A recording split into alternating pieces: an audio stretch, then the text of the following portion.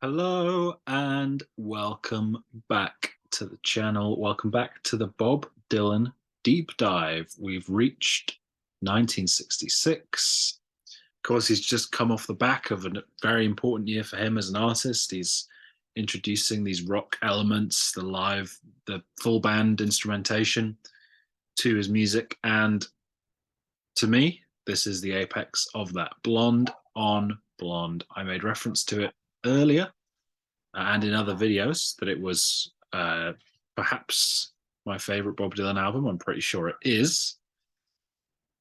But that hasn't always been the case. I think I mentioned Free Will and Bob Dylan and Highway 61 Revisited were the first albums I heard. And then I came to this one after those. And immediately Rainy Day Women was like, no, don't like this. And I can see how it could be off-putting for people hearing that song, particularly straight after Highway 61 Revisited. It's very goofy. But by now, I just think it's infectious. It's so fun. The horns are so cool with the marching band rhythm. And yeah, the chorus is memorable. It's like an anthem for a certain type of person, you know. It's also very cheeky as well because of the obvious, drug meaning. Everybody must get stoned. But, my naive brain, the first time I heard it, I was like, yeah, he's talking about like people getting stoned in the street. Like, that's what it's about. But it becomes pretty clear once you know about that stuff.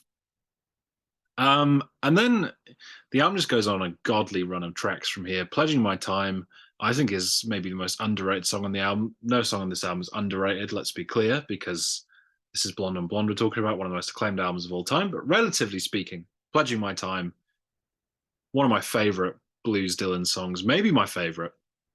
His vocal is so effortlessly cool. Whenever I listen to it, I'm immediately drawn in and convinced to follow this man anywhere. Like, one of his coolest vocal deliveries. It's so just captivating every time. And then, track 3 to 6 on this album is really where the magic starts. I should also say this is a double album. To those of you who don't know, assuming that most of you do, but that was also significant as well because this is before the White Album. This is before a lot of artists were putting out double albums. This was a pretty revolutionary album, not just because of the music on the record, but because of the length of the record, right? Visions of Johanna, so much has been said about it. It's arguably the best lyrics he ever wrote. It's not one of my top favorites, but it's still an easy, spoilers, 10 out of 10. I'm not going to contest that. I think it's marvelous. There's other songs on the album that I connect to more on a personal level, but it is a perfect song. I won't contest that. The song that follows it is a personal favorite. It is One of Us Must Know, Sooner or Later, which is my favorite song on the record. I love the full band arrangement. The organ, of course, is fantastic, but Bob's piano playing on that song is just fantastic. How it rises up for the chorus, so awesome. It made my song of the year list in 1966. Then comes I Want You, which is almost a pop song for Dylan. It's a completely different vibe and equally worth the hype. Guitar on it is excellent, so subtle, and the organ is lovely. Throughout the album, it's fantastic, but on this song in particular, it really punctuates moments of the song. Dylan's vocal, again, is effortless but alluring and mysterious. One of his most melodic and pretty songs, whilst also having his trademark vocal delivery and superb lyrics. And for that reason, I think this is one of the easiest songs to play to somebody who says they don't like Bob Dylan or doesn't think they like Bob Dylan or doesn't know Bob Dylan. I Want You has got to be one of the first songs you play. And then ending this incredible run of 4 tracks comes Stuck Inside a Mobile with the Memphis Blues again. Just a string of some of the best songs ever written. Maybe the best song 4-track run on any album ever. The fluttering guitar is phenomenal. Feels similar to One of Us Must Know in that it's a more rocking track. And then, even aside from all the complicated, dense lyricism, it's a pretty simple and relatable message. We've all been stuck inside a mobile with the Memphis Blues again once or twice, disillusioned, directionless. That's kind of what I take from the song anyway. Then you get Leopard Skin Pillbox Hat, which is it's my least favorite on the album, but like it would still be like my favorite on his self-titled album, maybe my second favorite. So it's not quite as strong of a blues number as Pledging My Time. The amusing lyrics definitely elevate it, and it is memorable. It's just not. I think maybe its placement in the album hurts it because the song that follows it is come after these like four incredible songs, and also the first two songs are great too. Then comes Just Like a Woman, which is delicate. It's this unfathomably high level of quality that's maintained throughout the album, and this just is unlike anything else you've heard up to this point. That acoustic guitar is awesome. Again, Dylan's vocals are amazing on it, so just perfect for the song. A lot has been made of Dylan's vocals on this album, this being the album where he does things like this the most. But I think there are moments like Just Like a Woman where he just drops it, and it's just like perfect singing, honestly. Um, I was slightly down on the song for a while, but it's right back up there near the top for me now.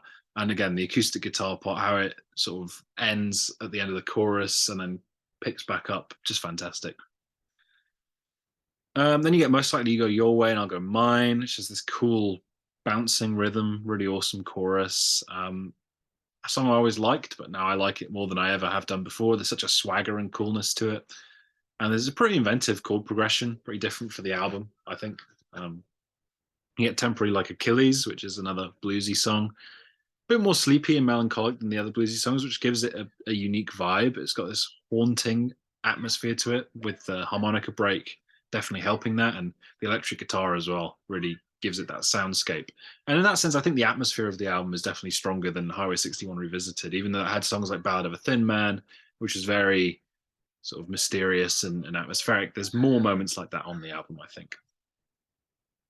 Absolutely Sweet Marie is so awesome. One of the very best deep cuts on the album, I think. Full Time Around, oh my God, I've talked about this at length already. Everyone knows the story about its relationship to Norwegian Wood, but even removed from that, it is a great song with a lovely arrangement. Just beautiful track. Obviously, Five Believers is pretty chaotic. Almost feels like it could score like a chase scene in an indie film or something. Really cool. And then there is the majestic and impossible to put into words Sad-Eyed Lady of the Lowlands. For my money, the best lyrics on the album, an absolutely gorgeous melody, sucks me in every time. The performance of the band is miraculous too, given that, as the story goes, they had no idea how long the song was, and at a certain point they started just crescendoing at the end of every verse, thinking it was the last.